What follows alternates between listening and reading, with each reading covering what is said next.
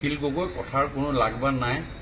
অখিল গগৈ কথাৰ কোনো লাগবান নাই। অখিল গগৈ এতিয়া সেই মানে ভেড়াৰখীয়াটোৰ নিচিনা হ'ল। ভেড়াৰখীয়াই যে চিঞৰিলে হেৰি আহিছে বাঘ আহিছে বুলি ক'লে, কিন্তু যুক্তিপূৰ্ণ কথা কয়।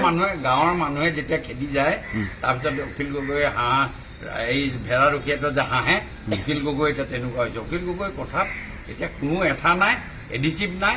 কাৰণ অখিল গগৈ কথাৰ কোনো যি অখিল গগৈয়ে কাজিৰঙাত প্লেট ছিষ্টেমত হোটেল খুলিলে, সি তেখেতে এই কথাবিলাক ক'লে এতিয়া আৰু মানে ইয়াত মানুহে কোনো চব মানুহে বুজে। প্লেট ছিষ্টেমত যেতিয়া আইটেম ৱাইজ ভাতৰ দাম বেলেগ, দাইলৰ দাম বেলেগ, হোটেল খুলিলে। কিন্তু সেইটো অখিল গগৈ ব্যক্তিগত নহয়, সেইটো সমবায় সমিতি গঠন কৰি পেলাই। সমিতি নহয়, এইবিলাক চব দেখাবলৈ সমবায় সমিতি। আপোনালোকে ইনকম টেক্সত ফাইল দেখুওৱা নিচিনা এটা বস্তু, এইবোৰ একো কথা নহয়। অখিল না, আপোনাৰ হাতত সেইটো তথ্য ভুল, বিধানসভাত দিয়া তথ্য সেয়া। মই আপোনাক আজি এটা কথা কৈছো, যিমানে অখিল গগৈ আজি চিঞৰ বাখৰ, অখিল গগৈ যদি সিমানে চিঞৰ বাখৰ কৰিছে, সেইটো ক্ৰক'ডাইল টিয়াৰ আপোনালোকক দেখুৱাবৰ কাৰণে চিঞৰ বাখৰ কৰে। কিন্তু সেই অখিল গগৈ গৈ আজি গৈ পেলাই আপোনালোকক কেনেকে গৈ পেলাই আমাৰ হেৰিক মাতি নি পেলাই ভাত এসাঁজ খোৱা লাগে। সেই পীযুষ হাজৰিকাক কেনেকে ভাত এসাঁজ খোৱা লাগে। পীযুষ হাজৰিকাই কৈছে তেওঁ নিজে যোৱা বুলি কৈছে, আৰু সেইটো ৰাজনৈতিক সৌজন্যতা, সেইটো ৰাজনৈতিক সৌজন্যতা নহয় জানো? কথা নহয়, মই সেই কথাটোৱে কৈছো, ৰাজনৈতিক সৌজন্যতা প্লাছ মাইনাছ দুইটাই কথা মিলাই পেলাই চাব। এইবিলাক ক্ৰক'ডাইল কেয়াৰ আমাক ৰাইজক আবুৱা কৰি আছে। আৰু এইখিনি কথাৰে মই আপোনালোকক কৈছো, আমি যোৰহাট চিটত জিকিম, ডিব্ৰুগড় চিটততো আমি মোৰ হিচাপত মই 5 লাখ ভোট মই ধৰি থৈছো। আমি প্ৰত্যেক চিটত মোৰ সমষ্টিত মই 60,000 ভোট মই লিড দিম। ডিব্ৰুগড় সমষ্টিত লুইনজ্যোতি গগৈটো ডিব্ৰুগড়তে থাকে নহয়, তেওঁ ডিব্ৰুগড়তে বাহৰ পাতি থাকে, ডিব্ৰুগড় জিলাৰ মানুহ, তেওঁতো তিনিচুকীয়া জিলাৰ মানুহ নহয়। মোৰ চিটত মই কৈছো, মই 60,000 ভোটত ডিব্ৰুগড়ৰ চিটটোৰ পৰা মই লিড দিম। আৰু 5 লাখ ভোটত ডিব্ৰুগড় সমষ্টিৰ পৰা সৰ্বানন্দ সোণোৱাল পুনৰ আমাৰ MP হ'ব। অষ্ট্ৰেলিয়াই কেনিয়াৰ এগেইনষ্টত ক্ৰিকেট খেলিলে আপুনি কি ভাবে? যে জানে যে অষ্ট্ৰেলিয়াই 1,60 ৰানত জিকিব, 170 ৰানত জিকিব, এনেকে নকয় জানো? সৰ্বানন্দ সোণোৱাল ডাঙৰীয়াৰ মোৰ যি হিচাপ আছে, মই আজি 20 বছৰ মই লোকসভা সমষ্টিটোত ঘূৰি আছো নহয়, গলিয়ে মই ঘূৰি ফুৰিছো। মই আপোনাক কৈছো 5 লাখ ভোটত জিকিব। আপুনি লিখি থওক, নাম কাটি দিম মই। কাৰলৈ এতিয়া ক'লে কোনো গাঁৱৰ মানুহে ওলোটাই কয় যে কালভাৰটো হ'ল, আকৌ কাটো কি? কাৰটো ভেলু নাই, না একোৱেই নাই। কা 1% নাই, 1% নাই কাৰ নামত। এই এতিয়া যে আন্দোলন হ'বলগীয়া হ'ল, তাত কি হ'ল আপোনালোকক? কেইজন মানুহ ওলালে? মই কৈছো আপোনালোকক, কাৰ নামত যি কথা ওলালে, গেজেট নটিফিকেশ্যন হ'ল। গেজেট নটিফিকেশ্যনৰ পাছত আজি আপোনাৰ এই মুহূৰ্তলৈকে অনলাইন যোগে এজনেও আবেদন কৰা নাই যে মই বিদেশী নাগৰিক ভাৰতত আছো, মোক ভাৰতীয় নাগৰিক কৰি দিব লাগে বুলি এজনেও এপ্লাই কৰা নাই। এতিয়া মানুহে বুজিলে নহয়, লাখে 1,90,00,000 আহিব বুলি মানুহে নাজানে জানো? অৰ্থাৎ ক'ব পাৰি নেকি যে অসমত এজনো বিদেশী নাই? মই আপোনাক কৈছো, এজনো এতিয়ালৈকে এপ্লাই কৰা নাই। তাৰ মানে জ্যামিতিকেলি যদি আপুনি এই মুহূৰ্তত আপুনি চাই, সেই মুহূৰ্তত হলে এজনো মানুহ এতিয়ালৈকে সোমাব খোজা নাই। তাৰমানে এজনো মানুহ এতিয়ালৈকে এই মুহূৰ্তলৈকে প্ৰমাণিত হৈছে যে এই মুহূৰ্তলৈকে এজনো নাই, বিদেশী নাই মানে প্ৰমাণিত হৈছে বাই ভাৰ্চু অফ CA। আপুনি CA লগত সুধিছো মানে আপুনি সেই কথাটো যদি আজি কোনোবাই কা আন্দোলন আছে মানুহৰ ওচৰলৈ গৈছে, লুইনজ্যোতি গগৈকে কৈছে যে আপোনালোকে কা আন্দোলন কৰি আছে, কা এখন আইনত পৰিণত হ'ল, ইয়াক বাধা দিবৰ কাৰণে এটা উপায় আছে, আপোনালোকে কোৰ্টলৈ যাওক। কোৰ্টত এপিল হৈছে, চাবজুডিচ কেছ চলি আছে, কেছে জাজমেণ্ট দিব, অনাৰেবল হাই কোৰ্ট, অনাৰেবল সুপ্ৰিম কোৰ্টে জাজমেণ্ট দিব। আৰু জাজমেণ্টৰ পাছত যি হয়, যদি মানিব নালাগে বুলি কয়, চৰকাৰে আকৌ কাখন উঠাই ল'ব। ইয়াত আৰু কোনো কিন্তু নাই। সেই কাৰ নামত আন্দোলন কৰি কংগ্ৰেছৰ ৰাষ্ট্ৰীয় দলৰ লগত কোনোদিন মিত্ৰতা নকৰো বুলি কোৱা লুইনজ্যোতি গগৈয়ে কংগ্ৰেছৰ পিঠিত উঠি বৈতৰণি পাৰ হ'বলৈ চিন্তা চৰ্চা কৰিছে। 2.5 লাখৰ পৰা 3 লাখৰ ভোট পাব, তাতকে এটা ভোটো বেছি নাপায়। নহয়, মই ভঙা কালভাৰ্ট আছে বুলি কোৱা নাই। চাইছে নেকি হেৰিয়ে? ভঙা কালভাৰ্টটো চাইছে নেকি? যিটো আমাৰ বিধানসভাই কৰে, পঞ্চায়তে কৰে, চাইছেগৈ নেকি বিচাৰি, মই সেই কথাটো কৈছোঁ।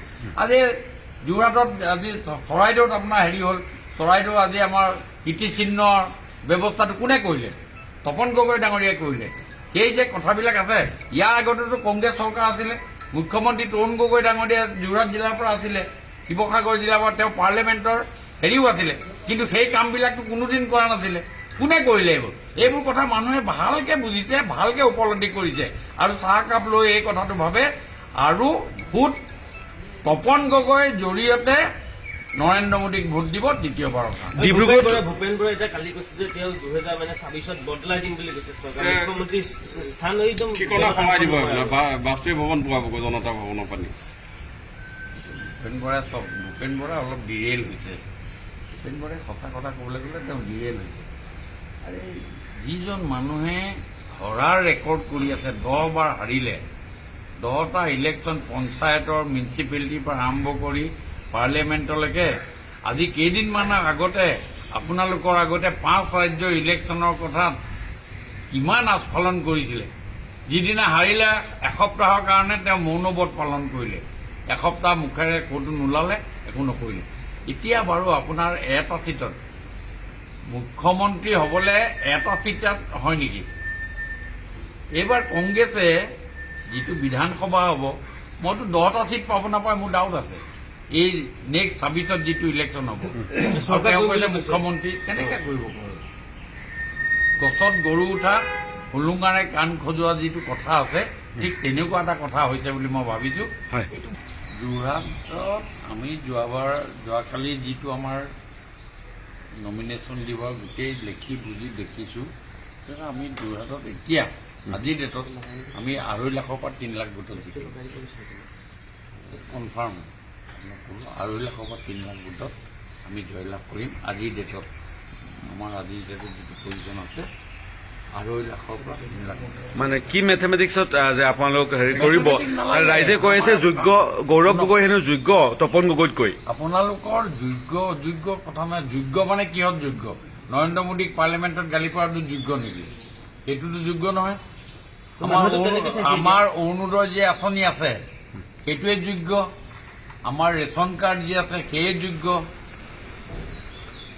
আমাৰ যিটো লাখপতি বাইদেউ আছে সেয়ে যোগ্য, অৰুণোদয় আছে আমাৰ সেইখিনিয়ে যোগ্য। আমাৰ যিবিলাক আঁচনি আছে, যি ভোট দিব মানুহে ভোট ঠিক কৰি ল'লে। যোৰহাটত কিমান ভোটত জিকিব? যোৰহাটত মই 2.5 লাখৰ পৰা 3 লাখৰ ভোটত জিকিম। নহয়, ৰাইজে কোৱাকৈ কৈছে তেওঁ এজন ভকেল হয় আৰু ইতিমধ্যে ৰাষ্ট্ৰীয় পৰ্যায়ত চৰ্চা লাভ কৰিছে। ভকেল শব্দটো আপোনালোকে যাওক, কোনখিনি মানুহৰ মাজত ভকেল শব্দটো সোমাই আছে আৰু ক'ত ভকেল? পাৰ্লিয়ামেণ্টত নৰেন্দ্ৰ মোদীক গালি পৰাটোৱে ভকেল। তেওঁ যোৰহাটৰ কেইটা সমষ্টিৰ ভিতৰত কেইটা কালভাৰ্ট বেয়া হৈ আছে তেওঁ গম পায় নেকি? তেওঁতো গম নাপায়। তেওঁ আছিলে আচলতে ক'ৰ মানুহ? তেওঁ আছিলে আজি কাজিৰঙাৰ মানুহ। তেওঁক দলে খেদি নি পেলাই যোৰহাটত পেলাই দিলে, সেইকাৰণে তেওঁ যোৰহাটত টিকেট লৈ পেলাই যোৰহাটত খেলিলে। শুনক, আপোনালোকে এই যিখিনি কথা কৈ আছে এইখিনি ঠিকেই আছে আপোনালোকৰ কথা।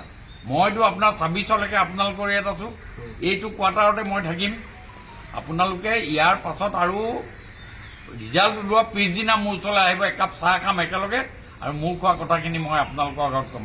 এই যে কথাখিনি কৈছোঁ, মই এনেই টিভিত ওলাবৰ কাৰণে কোৱা নাই। মই লেখি শুনি দেখি বুজি যিটো বুজি পাইছোঁ সেইটোৰ ওপৰত ভিত্তি কৰি মই কৈছোঁ। তপন গগৈয়ে তেওঁ পাৰ্লিয়ামেণ্টত একো কথা নকয়, নিমাতী কন্যাৰ ভাৱত থাকে, সেই ধৰণৰ এটা তেওঁৰ শাসকীয় দলৰ এজন পাৰ্লিমেণ্টাৰিয়ানে কিছু কথা কোৱাৰ ব্যৱস্থাটো অন্য ধৰণে থাকে। যিটো কাম এটা টেলিফোন কৰিলে বিভাগীয় মন্ত্ৰীজনে কৰি দিয়ে, তাত গৈ পাৰ্লিয়ামেণ্টত নকৰিলেও হৈ যায়। আজি মই বিধানসভা মজিয়াত 10 বছৰ মই কেইটামান মাতিলোঁ, মই নিজৰ কথা মই আপোনালোকক কৈছোঁ। 10 বছৰে মতে, কিন্তু অপজিশ্যনত থাকোঁতে এইটো এটা ছিষ্টেম আছে। অপজিশ্যনত থাকিলে বেছিকৈ মাতে আৰু শাসকীয় দলত থাকিলে মানুহ কমকৈ মাতে। কেলৈ? শাসকীয় দলত থাকিলে নিজৰ দলৰ মানুহ এটা টেলিফোন কৰিব, আমাৰ নীতিন গাডকাৰীক ক'ব যে মোক এইটো কৰি দিব লাগে, কৰি দিয়ে। যিটো কাম আমাৰ নিচিঞৰিলেও হয়, নোখোজাকে আমি পাওঁ, সেইটোত আকৌ চিঞৰিব লাগে। সেইটোত নিমাতী কইনা বুলি কি কথা আছে? তাত গৈ পেলাই তেওঁ পাৰ্লিয়ামেণ্টত স্পীকাৰৰ ওচৰততো ধনী দিয়াটোৱে কথা নহয়। কিন্তু আপোনালোকে আজি যোৰহাট সমষ্টিত যিমান কাম হৈছে অসমৰ কোনো এটা সমষ্টিত পাৰ্লিমেণ্টাৰী সমষ্টিত ইমান কাম হোৱা নাই যোৰহাট সমষ্টিত যিমান কাম হৈছে